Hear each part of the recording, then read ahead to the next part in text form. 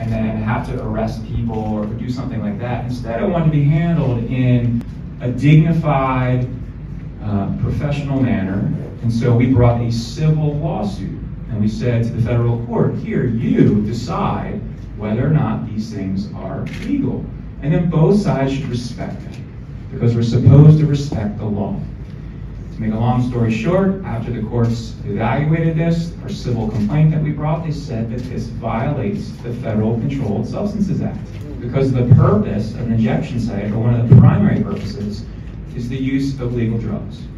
So, as far as I'm concerned, that should be the end of it.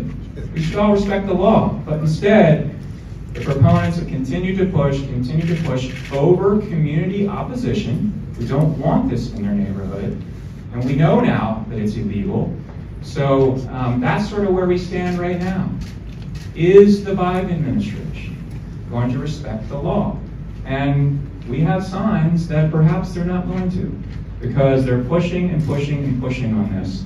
And another issue is, you know, if we're going to have something as radical, something as transformative as a heroin injection site in a neighborhood, that's something that should be publicly debated, and our legislators should decide it.